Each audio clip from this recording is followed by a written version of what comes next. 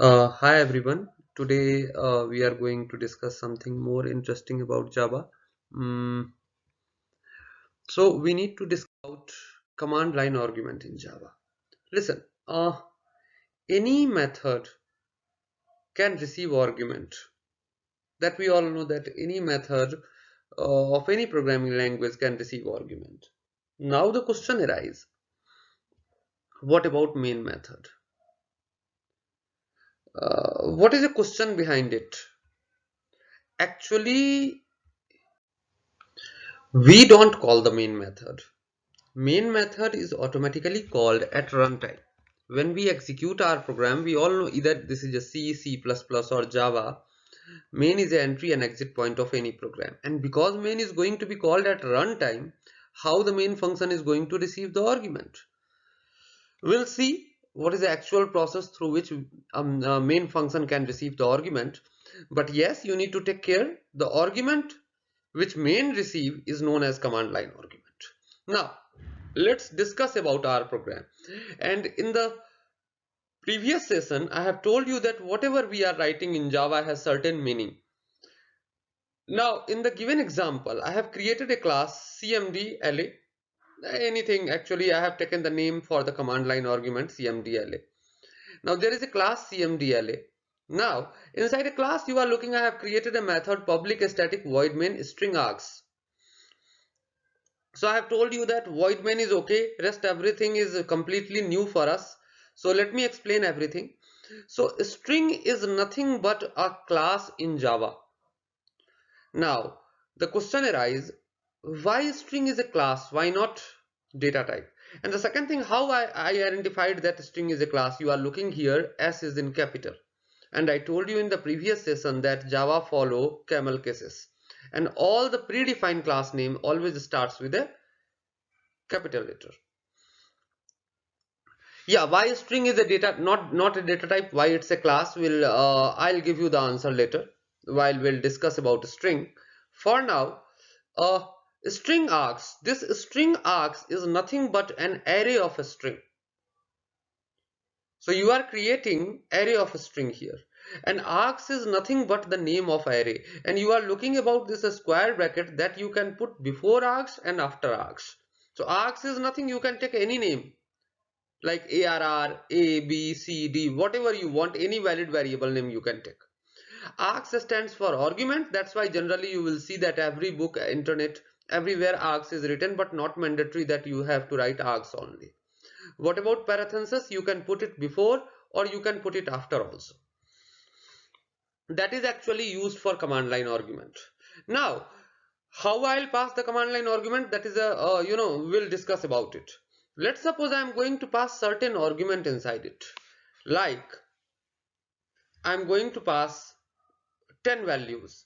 Now the question arises, the value will be passed at runtime. How you will identify that how many values has been passed at runtime, because you have to write the code right now. So you are looking, I have calculated the length. So what is length? Length is a property of a string class. And args is the name of object of a string class. So object dot property you can access. And let whatever the value, let's suppose you have passed 6 values. So 6 values is going to be stored in length. Now you are iterating the loop from 0 to 6 and printing every value. Question arises, how you will pass the argument. So when main is going to be called, main is going to be called at runtime. So when the value will be passed, value will also pass at runtime, not at compile time. So first you need to compile it. At command prompt you need to write javac filename.java. When you will compile, file will get compiled. Then at runtime you have to pass values. Now question arises, how to pass. So you have to use a command java. Java is a Java interpreter that you all know. Then class file name, that will be cmdla, because class name is cmdla. Class file always gets created with the name of class. So cmdla will be the class file name. Then you need to pass the value. Surprise, 12 is an integer. How I can store it into a string? I can store anything in a string. 12 is not going to be stored as a value. 12 is going to be stored as a string. Amit, Sumit, 23, Kapil, Ajay, 241, buy and end. Now look at the code. What will happen? args of 0 will store 12, args of 1 will store Amit, args of 2 will store Sumit, args of 3 will store 23, args of 4 will store Kapil, args of 5 will be stored Ajay, args of 6 will be stored 241, args of 7 will store by, and args of 8 will store end, and the length of the array will get calculated as a 9. So 0 to 8 you will run the loop and all value is going to be printed. That is the purpose of command line argument. Now, I told you that everything what you have studied in C, C++ is very similar in Java. The loops you have studied were also in C, C++ is also very similar in Java. So in Java, for loop, while loop, do while loop is available. Java support one more kind of loop, enhanced for loop. Now the question arises, what is the purpose of this enhanced for loop? There is a topic in Java, later on you will study about collections. And while we discuss about collection, let's suppose I am telling collection of students. Now can you tell me how many students are there? Nobody knows. I am telling collection of fruits. Nobody knows how many fruits are there. Then here enhanced for loop will be used. What enhanced for loop does? It pick a element from the collection till the entire value is not going to be picked. If you are confused about collection, you can take it as an array. So let's first see the syntax of for loop. There is no need to specify any condition, termination condition in for loop. So you are writing for data type item. Now that data type should be very similar to the data type of the array, because you are going to take the value from the array. And then whatever you want you can do. What this loop will do, that will take one value from the array. Whatever implementation you want to perform, you can perform. The loop will again run, it will again take another value from the array, and this work will be repeated till the entire value is not taken out from the array. When the all values has been taken out from the collection, the loop will automatically get terminated. So you do not need to put any termination condition. So in the previous example, I can also use command line argument. So I don't know the length of the array, because how many argument you are passing at runtime, that you don't know. Now what I did, I have just used, look at the example. What I did, I have created the same class, same code, same main method. Now let's suppose I am passing 5 values. I have used enhanced for loop. Now what is this data type of array? That is of string type. String is the name of class anyways, but yes, this is an array of string. So you have taken yet another object of a string class, string s colon args. What it will do, it will take one element from args, args is the name of array, and put it in s. You are just printing it, and the loop will iterate it automatically again and again till the entire array has been finished. Now it's up to you that how many argument you are passing at runtime. The processes remain same of passing argument at runtime, that you need to take care.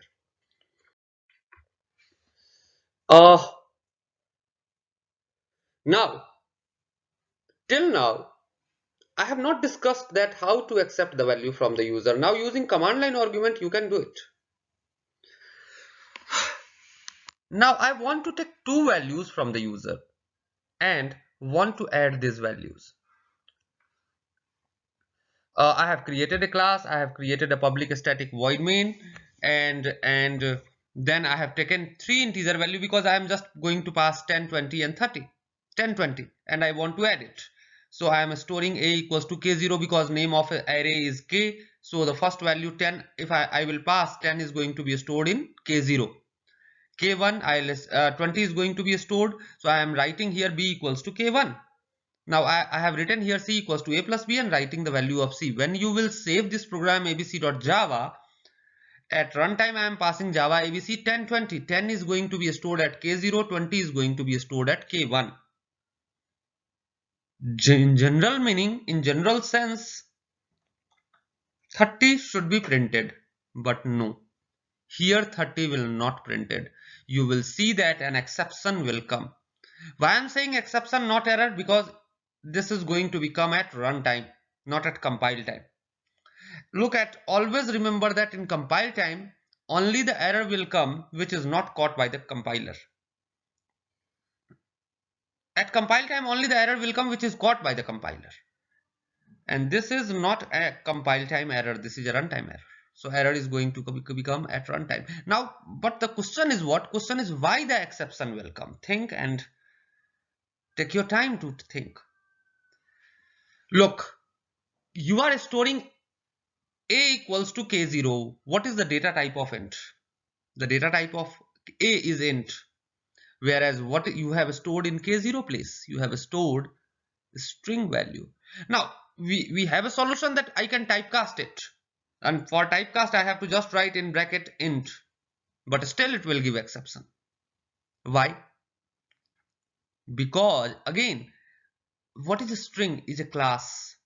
Now, you cannot take object into a normal variable. So k0 is a object. You cannot store it in a. Now, what could be the solution of it? Now, let's go for the solution. For getting the solution, you have to understand a new concept, wrapper class in Java. So what is wrapper class? Look, actually data type are of two types, value type and reference type. What is the difference of value type and reference type? In value type, like for example int a equals to 10, what is going to happen? A is going to allocate 4 bytes of memory and 10 is going to store inside it. That is a value type data type. So in value type, variable is going to directly store the value. What about reference type? In reference type, whenever you are going to create a reference type variable, that is going to hold the address of the memory where actual value is stored. And if you have studied C, C++, you must aware about array. And you must aware about array name itself contain the base address of the array. So whatever the value you are going to store inside array is not going to hold the value.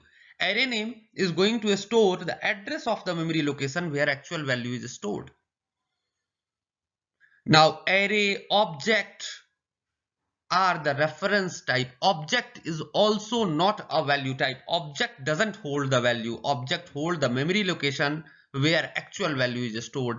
And the problem is what? In the previous example, you were converting reference type into value type. And if you will see, look, whenever exception is going to come in your example, try to read that exception, because maximum things you will learn by reading this line which is coming into the Java prompt. So the exception will come that you are attempting to convert reference type into value type. Now the concept of wrapper class is get introduced for the purpose of conversion of reference type into value type and vice versa. So what is wrapper class in Java? Provides the mechanism to convert primitive into object and object into primitive type. After JDK 5.0, auto boxing and unboxing feature convert primitive into object and object into primitive automatically. The automatic conversion of primitive into object is known as auto boxing and vice versa is known as unboxing. Now, for wrapper class concept, you have to understand that Java has provided us a class for every data type. So whatever the data type you are looking in Java, either it is byte, short, int, long, character, boolean, for float, double, for every data type, Java has provided us a class. Now, how you will identify that is the name of class and that is the name of data type? If the first character of the name is in capital, that means sure it is a class, and if the first character is small, that means a data type. So for boolean, there is a wrapper class boolean. For char, there is a class character. For byte, there is a class byte, and so on, so on, so on. So I have mentioned here the name of wrapper classes, which is for every built-in type. Now, what you need to do, I'll show you in PPT also. What is the purpose of this wrapper class? Because this is a class, so definitely it has certain methods. Now, just think about what I'm saying. You have to just think.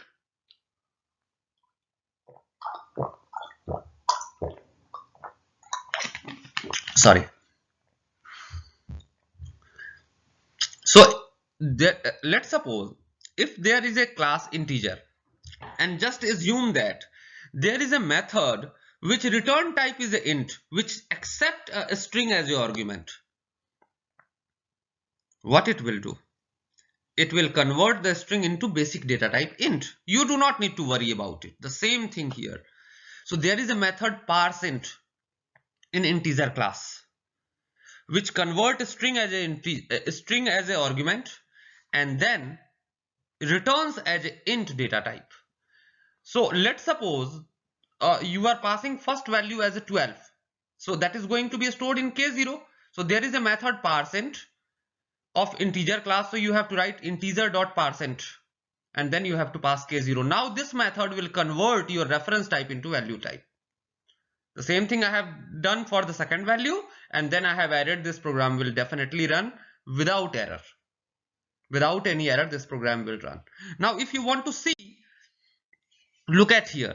In this slide you are looking, there is a command you are looking, I have written at the very first line java p. If you want to see the name of method, you can write java p, then java.lang.integer. What is this java. This is just for your understanding. I have pasted this slide here. Remember about C and C++. In C and C++, you uses a header file. In Java, this is known as package. And by default package of Java is lang. And package is nothing but a folder. So the main folder of Java is Java. Now inside Java there are lot of packages: lang, IO, applet, AWT, swing, many more packages are available. Now lang is a default package which get imported in your program. You do not need to write anything. So first you need to write Java, then lang, and then what are the, if you are taking any class, you need to take care that this class is available in which package. Integer class, if I am discussing, all the wrapper classes are available in lang package. So you have to write java.lang.integer. Now there is a command java p. Using this java p command, you can check it out. This is just for understanding. I am again telling you. I am just showing it. This is not the part of syllabus. So java p, then java.lang.integer. Java p is a command which will show you the all of the method of the class. If you want to see the name of method of float class, you have to write java.lang.float. If you want to see the name of the method of boolean class, you can write java.lang.boolean. Now in the method list you can see that there is a method of 1 2 3 4 5 fifth last line, no, fourth last line, which is receiving a string argument and its return type is int. That is a predefined method. You do not need to worry about it. How the Java is converting, that's not your headache. But Java has given you a method in parseInt which is receiving an argument. So that's why I have written in the previous example integer.parseInt, and then I have passed as an argument k0 because it is receiving an argument string. And what its return type? Int. That's why I was storing it into A and B, and it is going to be converted. Now my suggestion from all of you that please do practice. You have to take float and then you have to wrap it again. You have to use wrapper class. You have to take double. You have to again and use Google. If you are going to confuse that which is the method, you do not need to write search from the list, and you can use Google and practice it for integer, float, double, everything. So thank you very much for today's session. I hope you will practice, and Java is a language in which how much you will practice you will learn. So thank you for the day. Thank you very much.